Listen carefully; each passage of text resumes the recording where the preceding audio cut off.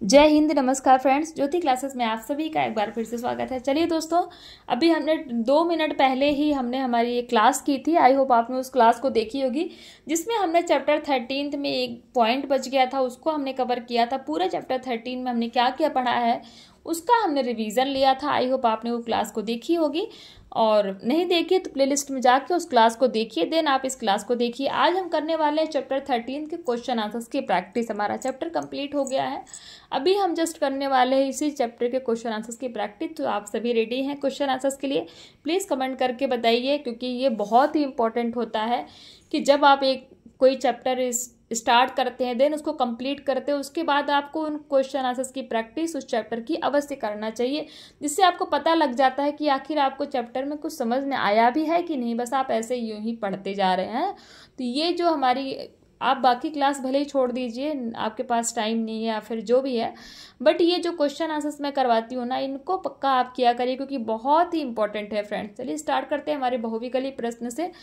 तो प्रश्न 1 कहता है, समशीतोष्ण कटिबंधीय प्रदेश में मुख्य रूप से कौन सी फसल उपजाई होती है? यानी कि जो समशीतोष्ण कटिबंधीय प्रदेश होते हैं उनमें मुख्य रूप से कौन सी फसल उपजाई जाती है, यानी कि उगाई जाती है? तो ऑप्शन ए कहता है गेहूं, ऑप्शन बी मक्का, ऑप्शन सी ज्वार एंड ऑप्शन डी बाजरा। तो कौन सा हो जाएगा फ्रेंड? तो समशीतोष्ण कटिबंधीय प्रदेश में मुख्य रूप से गेहूं की फसल उगाई जाती है। तो ऑप्शन हमारा ए क्या हो जाएगा? ऑप्शन ए हमारा राइट आंसर हो जाएगा।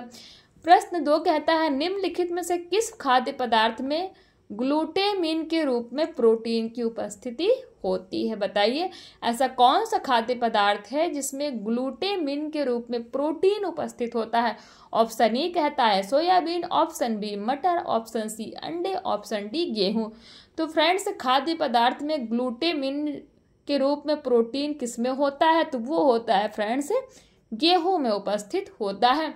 प्रश्न 3 कहता है, अंकुरित गेहूं में मुख्य रूप से कौन सा विटामिन पाया जाता है? यानी कि जब गेहूं को अंकुरित कर लिया जाता है तो उसमें कौन से विटामिन पाया जाता है? Option A vitamin A, option B vitamin B, option C vitamin D and option D vitamin E. तो फ्रेंड्स, अंकुरित गेहूं में मुख्य रूप से क्या पाया जाता है? तो विटामिन ई पाया जाता है। प्रश्न 4 कहता है, निम्नलिखित में से कौन सा पोषक तत्व मशीन द्वारा पॉलिश किए गए चावल में नष्ट हो जाता है? चावल के हमने 3 प्रकार देखे थे ना, बताइए कमेंट करके। अगर आपने वीडियो देखी होगी तो आपको पता होगा। और उसमें हमने एक ये भी पढ़ा था कि पॉलिश द्वारा जो, यानी कि जो मशीन में करके पॉलिश चावल बनाए जाते हैं, उनमें कौन से पोषक तत्व नष्ट हो जाते हैं? तो option A carbohydrate, option B vitamin, option C वसा, ऑप्शन डी प्रोटीन। तो फ्रेंड्स, जो मशीन द्वारा पॉलिश चावल होते हैं ना, उसमें कौन सा पोषक तत्व नष्ट हो जाता है? तो ऑप्शन बी हमारा विटामिन, यानी कि विटामिन नष्ट हो जाता है किसमें? पॉलिश चावल में। प्रश्न 5 कहता है, निम्नलिखित में से किस खाद्य पदार्थ का प्रयोग मादक द्रव्य बनाने के लिए किया जाता है? तो बताइए, मादक द्रव्य बनाने के लिए इनमें से किस खाद्य पदार्थ का प्रयोग किया जाता है? ऑप्शन ए कहता है मक्का, ऑप्शन बी ज्वार, ऑप्शन सी जौ एंड ऑप्शन डी बाजरा। तो फ्रेंड्स, मादक पदार्थ बनाने के लिए जो द्रव्य यूज किया जाता है वो क्या है? वो है हमारा जौ। प्रश्न 6 कहता है, अंकुरित जौ में किस विटामिन की प्रधानता होती है? यानी कि जो अंकुरित जौ होता है उसमें कौन सा विटामिन सबसे अधिक पाया जाता है? तो ऑप्शन ए कहता है vitamin D, option B vitamin C, option C vitamin A, option D vitamin B. तो फ्रेंड्स, अंकुरित जौ में जो सबसे ज्यादा पाया जाता है वो क्या पाया जाता है? तो आंसर हो जाएगा हमारा vitamin C.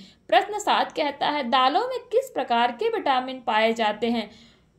Option A thiamine, option B riboflavin, option C A और बी दोनों, ऑप्शन डी इनमें से कोई नहीं। तो फ्रेंड्स, दालों में जो विटामिन पाए जाते हैं वो थायमीन भी पाया जाता है और राइबोफ्लोविन भी पाया जाता है। तो इट मीन्स ऑप्शन ए और बी दोनों हमारा सही हो जाएगा। प्रश्न 8 कहता है, बथुआ किस प्रकार की सब्जी है? बथुआ सभी को पता है ना, बताइए। ए है पत्ते वाली, बी फल वाली, सी फूल वाली, डी बीज वाली। फ्रेंड्स, बथुआ सभी को पता है, बताइए, आंसर पर टिक कीजिए। पत्ते वाली सब्जी है। प्रश्न 9 कहता है, निम्नलिखित में से किस पौधे के फूलों को सब्जी के रूप में इस्तेमाल किया जाता है? यानी कि जो आपको दे रखे हैं कुछ पॉइंट्स, इसमें से कौन सा ऐसा पौधा है जिसके फूल को सब्जी के रूप में प्रयोग किया जाता है? तो ऑप्शन ए कहता है कचनार, ऑप्शन बी सहजन, ऑप्शन सी अगस्त्य, ऑप्शन डी ये सभी। तो फ्रेंड जितने भी ऑप्शन दे रखे हैं ना, सारे ही जो सब्जियां हैं इनके सारे फूलों को हम सब्जी के रूप में प्रयोग करते हैं। तो ऑप्शन डी हमारा क्या हो जाएगा? ये सभी। प्रश्न 10 पे चलते हैं। निम्नलिखित में से किस सब्जी में विटामिन ए अधिक मात्रा में पाया जाता है? तो ऑप्शन ए लौकी में, ऑप्शन बी प्याज में, ऑप्शन सी पालक में, ऑप्शन डी मूली में। तो फ्रेंड्स कौन सा ऐसा सब्जी है जिसमें विटामिन ए पाया जाता है अधिक मात्रा में? तो ऑप्शन सी हमारा क्या हो जाएगा? पालक, यानी कि पालक में विटामिन ए सबसे अधिक मात्रा में पाया जाता है। प्रश्न 11, फल सबसे अच्छे स्रोत हैं किसके? यानी कि फल से सबसे ज्यादा हमें क्या प्राप्त होता है? ऑप्शन ए प्रोटीन के, ऑप्शन बी विटामिन के, ऑप्शन सी कार्बोज के, ऑप्शन डी वसा के।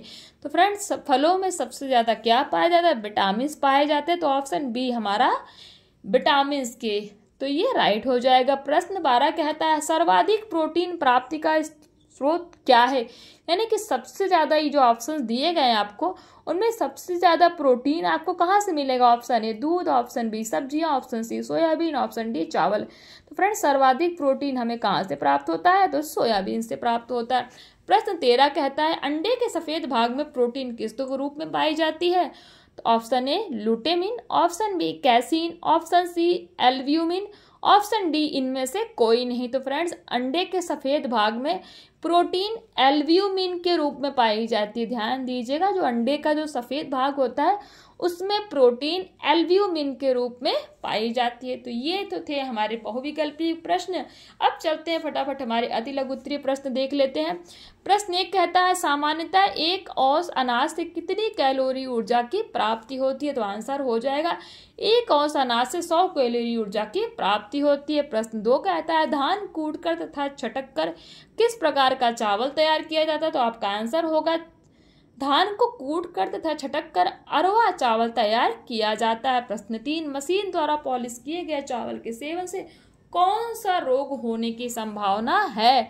तो आंसर हो जाएगा मशीन द्वारा पॉलिश किए गए चावल से बेरी नामक रोग होने की संभावना है।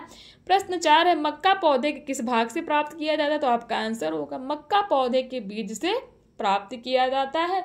प्रश्न 5 जौ में किस पोषक तत्व की मात्रा सर्वाधिक पाई जाती है? तो आंसर होगा फ्रेंड्स जौ में सर्वाधिक मात्रा में कार्बोहाइड्रेट पाई जाती है।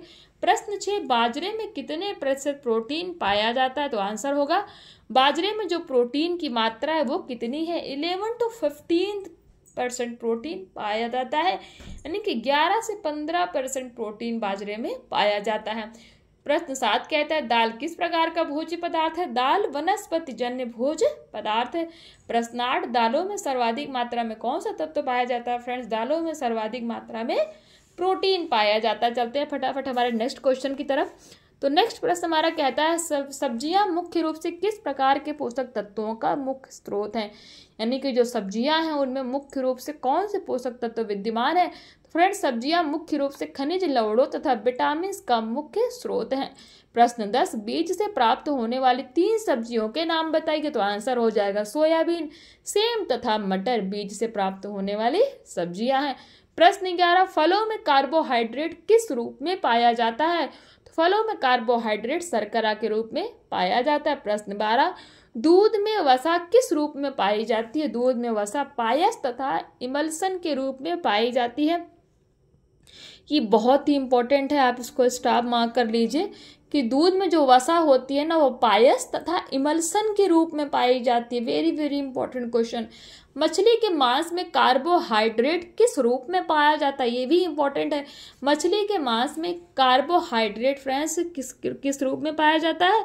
तो ग्लाइकोजन के रूप में पाया जाता है। ध्यान रखिए मछली में जो कार्बोहाइड्रेट होता है वो ग्लाइकोजन के रूप में प्राप्त होता है। प्रश्न 14 कहता है अंडे की जर्दी में मुख्य रूप से कौन सा तत्व पाया जाता है? तो फ्रेंड्स अंडे की जर्दी में 31% क्या पाया जाता है? वसा पाई जाती है। कितना? 31% वसा पाई जाती है। प्रश्न 15 किन्हीं 2 उत्तेजक पेय पदार्थों के नाम बताइए। हमने पढ़ा था उत्तेजक पेय पदार्थ, तो पढ़े ही दो थे क्या, चाय तथा कॉफी। प्रश्न 16, हरी एवं काली चाय में किस तत्व की प्रधानता होती है। हरी एवं काली चाय में टैनिन नामक तत्व की प्रधानता होती है। ध्यान रखिए, जो हरी यानी कि ग्रीन और ब्लैक टी होती है ना हमारी, उसमें हमारी टैनिन नामक जो तत्व है वो पाया जाता है, यानी कि सबसे ज्यादा मात्रा में पाया जाता है। तो ये तो हो गया फ्रेंड्स हमारा क्या, अति लघु उत्तरीय प्रश्न। देख लेते हैं फटाफट हमारा लघु उत्तरीय प्रश्न। प्रश्न 1 कहता है, गेहूं में प्रमुख रूप से कौन से पोषक तत्व पाए जाते हैं, समझाइए। हमने पढ़े हैं, आप इनका स्क्रीनशॉट ले लीजिए। फिर भी अगर आप कहेंगे तो मैं इनको पढ़ भी दूंगी, कोई नहीं, बट स्क्रीनशॉट क्योंकि हमने पूरा पढ़ रखा है फ्रेंड्स, आप खुद ही सॉल्व करने की कोशिश किया करिए। एग्जाम के पॉइंट ऑफ व्यू से अगर आप चाहते हैं तो आपसे क्वेश्चन अगर नहीं बनते तो इनके स्क्रीनशॉट आप ले सकते हैं। गेहूं में प्रमुख रूप से कौन से पोषक तत्व पाए जाते हैं, देख लीजिए। प्रश्न 2 कहता है, चावल कितने प्रकार से तैयार किए जाते हैं। 3 प्रकार हमने देखे थे, अरवा चावल, उसना चावल और मशीन द्वारा कूट कर बनाए गए चावल। इन तीनों प्रकार के चावल को हमने डिटेल में पूरे अपने उसमें चैप्टर में पढ़ा है। प्रश्न 3 कहता है, जौ में किन पोषक तत्वों की प्रधानता होती है, संक्षेप में बताइए। तो जौ में क्या क्या पाया जाता है, सबसे ज्यादा क्या पाया जाता है, कार्बोहाइड्रेट पाया जाता है। कितना पाया जाता है, 72% पाया जाता है। सामान्यतः इसमें 10 से 12% तक प्रोटीन पाया जाता है। इसके अतिरिक्त जौ में थायमीन, नियासिन, पेंटाथेनिक एसिड एवं पायरिडॉक्सिन नामक विटामिन भी पाए जाते हैं। इसमें राइबोफ्लोविन की न्यून मात्रा विद्यमान रहती है। किसमें, जौ के अंदर जो राइबोफ्लोविन होता है वो बहुत कम पाया जाता है। अंकुरित जौ में विटामिन सी की पर्याप्त मात्रा पाई जाती है, यानी कि आपका ऐसे तो नहीं, अगर जौ अंकुरित कर दिया गया तो उसमें विटामिन सी बहुत ही प्रचुर मात्रा में पाया जाता है। प्रश्न 4 कहता है, दालों में कौन से पोषक तत्व पाए जाते हैं। तो फ्रेंड, दालों में मुख्यतः 18 से 25 पर यानी कि 18 से 25% तक प्रोटीन की मात्रा पाई जाती है। इसीलिए इसे प्रोटीन प्रधान खाद्य सामग्री भी कहा जाता है। और दालों में जो प्रोटीन पाया जाता है वो लाइसिन तथा थ्रियोनिन की मात्रा अधिक होती है, यानी कि दालों में पाई जाने वाली जो प्रोटीन में लाइसिन और थ्रियोनिन होता है ना, उसकी मात्रा अधिक होती है। तो ये आप देख लीजिए, ये हो गया दालों के बारे में। आप और भी कुछ पॉइंट्स हैं, आप इनको चाहे स्क्रीनशॉट ले सकते हैं, वरना मैं तो कहूँगी आपसे क्वेश्चन पूछा गया दालों में कौन से पोषक तत्व पाए जाते हैं, आप इनको अपनी मर्जी से भी लिख सकते हैं, क्योंकि हमने सब कुछ तो पढ़ ही रखा है, जो बुक में पढ़ रखा है वही इन्होंने आंसर के रूप में दे दिया है। प्रश्न 5 कहता है, आहार में फलों का क्या महत्व है, स्पष्ट कीजिए। तो बताइए आहार में फलों का क्या महत्व है। प्रश्न 6 कहता है, दूध को एक संपूर्ण आहार क्यों कहा जाता है। अभी पढ़ा था ना, हमारे प्रीवियस क्लास में ही हमने दूध के बारे में पढ़ा था, ये आपको दिख रहा है। तो आप बताइए दूध को संपूर्ण आहार क्यों कहा जाता है। इसका आंसर आप लिखिए और कमेंट के माध्यम से भी बताइए फ्रेंड्स कि क्वेश्चन आपसे सॉल्व भी हो रहे हैं कि नहीं हो रहे हैं। नेक्स्ट क्वेश्चन है हमारा, कहता है क्या, नेक्स्ट क्वेश्चन कहता है, दूध से क्रीम किस प्रकार तैयार की जाती है। ये भी हमने पढ़ा था। प्रश्न 8 कहता है, मछली के पोषक तत्व बताते हुए उनके महत्व का भी वर्णन कीजिए। यानी कि आप ये तो बताइए कि मछली में कौन से पोषक तत्व विद्यमान है, साथ साथ उसके महत्व के बारे में भी बताइए। तो आप बता सकते हैं क्योंकि आपने पढ़ रखा है। प्रश्न 9 कहता है, अंडे के जो दोनों भाग होते हैं ना, दोनों भागों के पोषक तत्वों का वर्णन कीजिए, यानी सफेद भाग और जो जर्दी होती है अंडे की, दोनों की अपनी अपनी प्रधानता बताइए, दोनों के अपने अपने गुण बताइए। तो आप बता सकते हैं क्योंकि हमने अंडे के बारे में बहुत डिटेल में पढ़ा है। प्रश्न 10 कहता है, पेय पदार्थों का आहार में महत्व बताइए तथा चाय के पोषक तत्वों का वर्णन कीजिए कि भाई चाय में कौन कौन से पोषक तत्व पाए जाते हैं, उनके बारे में बताइए। चाय हमारे लिए किस प्रकार उपयोगी है और चाय हमारे लिए किस प्रकार हानिकारक है, आप इसको भी बता सकते हैं। इसी के साथ फ्रेंड्स हमारा ये पूरा चैप्टर कंप्लीट होता है with question answers. I hope ये क्लास आपको अच्छी लगी हो, समझ में आया हो, आपके डिटेल में जितना भी हमने पढ़ा सारे कॉन्सेप्ट आपको क्लियर हुए होंगे। तो मिलते हैं हमारे नेक्स्ट क्लास में। आज के लिए बस यहीं तक, तब तक के लिए जय हिंद, नमस्कार। हंसते रहिए, मुस्कुराते रहिए, एक दूसरे की हेल्प करते रहिए।